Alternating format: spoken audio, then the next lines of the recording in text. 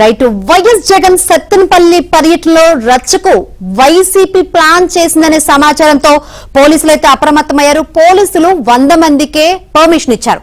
కానీ పోలీసులని ధిక్కరించి అంతకు మించి ఎక్కువగా జనాన్ని పోగు చేసే పనిలో వైసీపీ ఉందనే అనుమానంతో అక్కడైతే పోలీసులు అయితే దృష్టి సారించిన పరిస్థితులు అయితే కనిపిస్తుంది.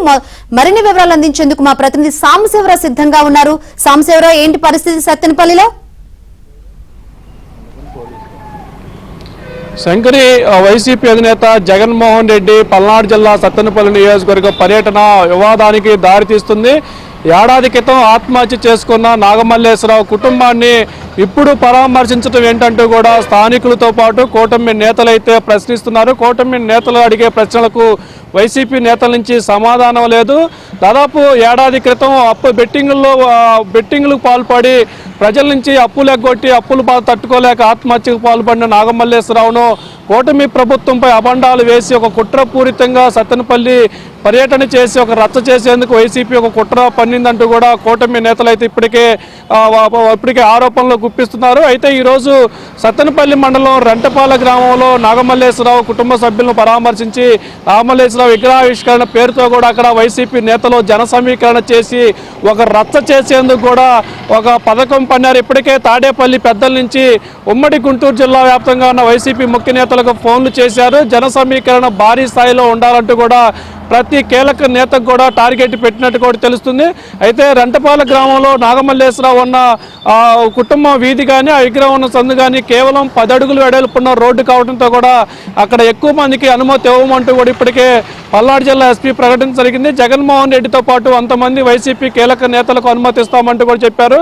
అయితే భారీ జన సమీకరణ చేసేందుకు కూడా వైసీపీ నేతలు ప్లాన్ చేసిన నేపథ్యంలో పోలీసులు పూర్తి స్థాయిలో అప్రమత్తమై బారికేడింగ్ అయితే ఏర్పాటు చేశారు. అయితే జగన్మోహన్ రెడ్డి ఏడాది క్రితం చనిపోయిన నాగమల్లేశ్వరరావు కుటుంబాన్ని ఇప్పుడు పరామర్శించడంలో కుట్రుందంటూ కూడా కూటమి నేతలు ఉన్నారు. మనతో పాటు కొంతమంది కూటమి నేతలు ఉన్నారు. సార్ చెప్పండి, ఎప్పుడో జూన్ 9వ తారీఖు చనిపోయిన నాగమల్లేశ్వరరావును ఇప్పుడు జగన్మోహన్ రెడ్డి పరామర్శించడంలో ఆంతర్యం ఉందనుకుంటున్నారు?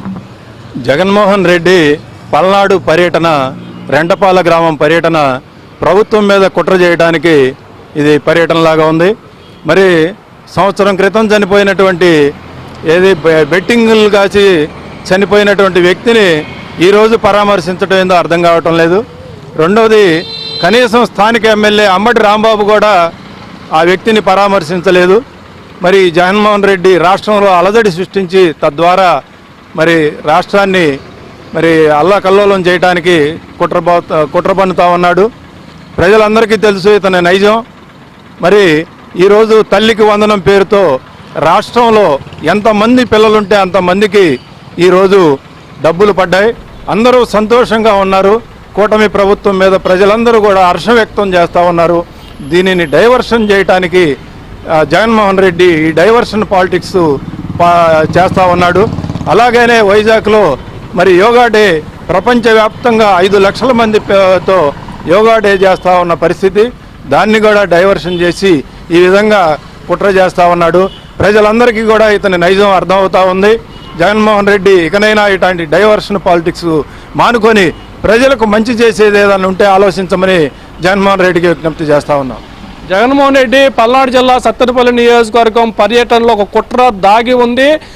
ఇప్పుడు ఎక్కడైతే రేపు యోగా డే వైజాగ్లో యోగా డేలో మోడీ సమక్షంలో జరగనున్న యోగా డేని డైవర్షన్ చేసేందుకు కూడా జగన్మోహన్ రెడ్డి ఒక కుట్ర బండి సత్తెనపల్లిలో రచ్చ చేసేందుకు కూడా వస్తున్నారంటూ కూడా కూటమి నేతలు చెప్తారు. ఇప్పటికైనా జగన్మోహన్ రెడ్డి కుట్రపూరిత రాజకీయాలు మానుకొని ప్రజలకు మంచి చేసే రాజకీయాలు చేయాలంటూ కూడా స్థానికంగా ఉన్న ప్రజలైతే విజ్ఞప్తి చేస్తున్నారు. ఇది మొత్తానికి జగన్మోహన్ రెడ్డి సత్తెనపల్లి పర్యటనకు సంబంధించి. Right, thank you Sambasivarao.